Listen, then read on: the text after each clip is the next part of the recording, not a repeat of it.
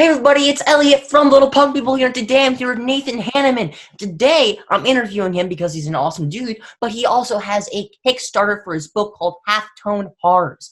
It's basically a book talking about horror movie comic books, which I think is an incredible idea. I'm sure horror fans would agree with me. I'm sure comic book fans would agree with me. So if you're interested and you want to support it, go to the link below or halftonehorrors.com. If you can't back it, then just share it to your social media. Share love or share this video. Anyways, I'll stop talking. Are you ready? Ready. Let's do it. Let's do this! Could you tell us a bit about your Halftone Horrors Kickstarter project? Well, because it's 2020, we have been fighting a lot of the pandemic issues that I think every company's been dealing with this year. Our main source of income is doing conventions, and there have been no conventions this year.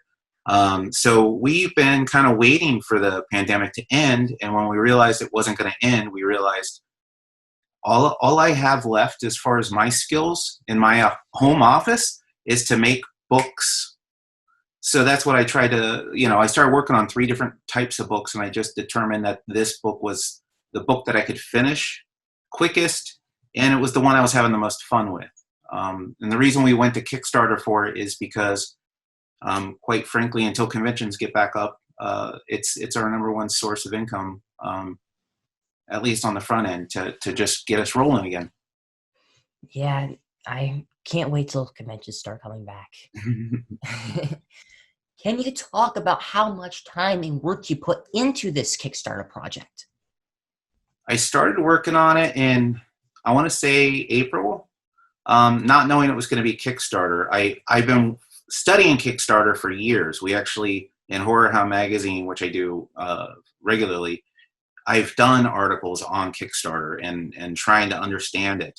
I started piecing together the Kickstarter maybe June. Let's say June is when I started figuring out exactly the list of what we need, rewards, tiers, all this stuff. But I mean, we're almost a full month into it, and I still feel like I'm learning every day. I want to do another Kickstarter when this is done because I think I can do a better job. Yeah, I'm looking forward to it. If you could give a superhero power to any horror character, what power would you choose and for which character? Just to be random, give Leatherface the power of flight just to see how silly that would be. You imagine chainsaws coming at you from overhead? I don't want to see that. And the thing with this question is that you'd have to guess, would you want to just make a horror villain just overpowered and crazy? Not like they already are, but like just make it even more brutal, or do you want to help out a horror character? So Leatherface, I think, is a good one. Is there a horror movie that you wish was made into a comic book? Yes. I just had this conversation a few days ago with the 5 comic book licenses I would have. As part of this Kickstarters, I thought the amount of money we needed to make the book was a little high, and selling the book by itself seemed like we would have difficulty reaching the goal. So we said, look, we can do a comic book that's reasonably priced as a bonus item. So we're doing the first Horrorhound comic book. Ever since I was a kid, I wanted to make comic books. So this is very exciting for me. And it's helped out with the Kickstarter a lot. So it was smart. But when we started Horrorhound, we wanted to do comic books. In fact, I had worked for months trying to license Killer Clowns from Outer Space. And I had probably about 20 issues plotted out for that title. But MGM got bought by Warner Brothers, or someone bought MGM, and the whole thing fell apart. So I always wanted to come back to that. But more recently, I can't believe no one's doing comics on The Purge. Because The Purge, all the movies are one note. They're all the same story. It's just inner city looking at class struggles.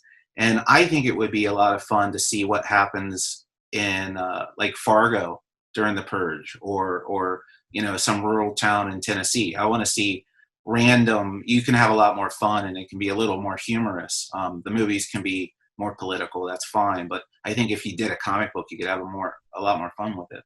Yeah, that's a great idea. And Killer Clowns from Outer Space was probably like my favorite horror movie when I was like younger. It was Hmm. like number one. I even got like the clown, giant clown mask for Halloween and stuff. Yeah, I don't know if this is appropriate to move my screen like this, but I have an entire Killer Clowns Oh, that is awesome. display right behind me. I saw the pop. Was that pop figures up on the top too? Yeah, and in fact, that's the original VHS Wow. proof sheet from this media, the company who put out the home video release for it back in the 80s. Awesome. I'm jealous. Which classic horror icon do you personally identify with the most? Again, I'm going back with the Leatherface. Yeah. This, I generally am an introvert, kind of secluded. I don't hate the pandemic, being at home all day. Uh, I love Leatherface. What are your top 5 movies of 2020? Movies or horror movies? Horror movies. I have a list right on my screen here, and I'm like, my number one film is Color Out of Space. That hasn't changed. I watched 3 movies in the last 24 hours. So Color Out of Space is by far my favorite horror film of the year. I just watched Freaky last night, the Vince Vaughn film. Vince Vaughn plays a serial killer. That's cool. And he's basically a Jason Voorhees, let's say. And the opening of that movie, I think, is the best Jason Voorhees kind of Friday 13th kills I've seen on screen since the heyday of Friday 13th, since Part 7 maybe. So I was very pleasantly surprised with the brutalness of that. A lot of inventive kills. So that's definitely one that I have to watch then. Oh yeah, I think that'll end up being a cult classic over time. New Mutants. Everyone kept calling it horror film. I did like it. Underwater. I just watched that last night. I thought that was really good, and it has some fun H.P. Lovecraft themes that you don't want to really spoil for someone who hasn't seen it yet. But I also had to press pause midway through and go onto the Wikipedia to read the synopsis because I kept getting lost. It was a little heady. And then maybe after that, The Hunt. One that I can certainly say that I loved from 2020 was The Babysitter. The new one that just came out. Yeah, Killer Queen. Yes, Killer Queen. That was incredible, and it was fun too at the same time. So yeah, they kept with. I mean, McGee directed it, and he directed the first one. You don't get him directing sequels up very often.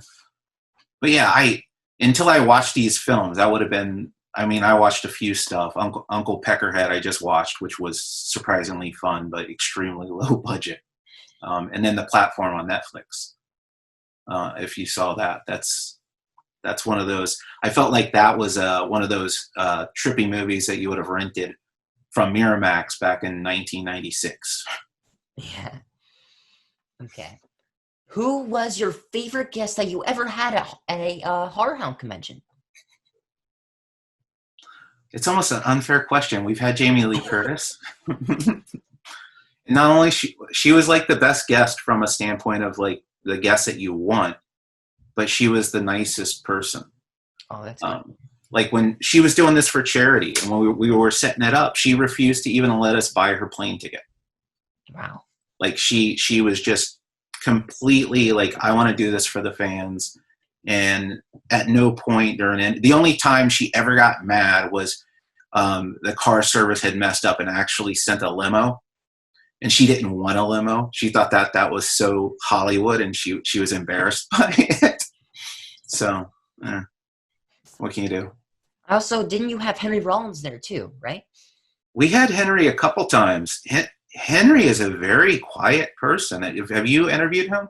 I have not interviewed him. I've actually asked in the past, but he's one of my favorite people ever. He ended up being sincerely nice, like to the point where I almost felt just talking to him, I was bothering him, because he's so quiet. And he came and did the show the first time we had him. And I sat with him afterwards and asked why he never signed autographs. And he said that, he'd been doing it for so long that he's so empathetic to people that when they come up to him, they tell him these horrible stories about the worst parts of their life and how his music has helped them. And he said that he's like, it means so much to me when they tell me this, but at the same time, I can't get their bad shit out of my head when this is over with. He's like, so I carry that with me later. And he's like, and it's just after 20 years, you have all these horrible stories that you help them with, but all you keep focused on is the bad stories in the world. And so I was like explaining to him, I was like, yeah, well, I don't think that's going to happen in the convention setting. I think you're going to be surprised. And he's like, let's give it a shot. So he came back and did it. Very limited. I think we only had him for half an hour or so.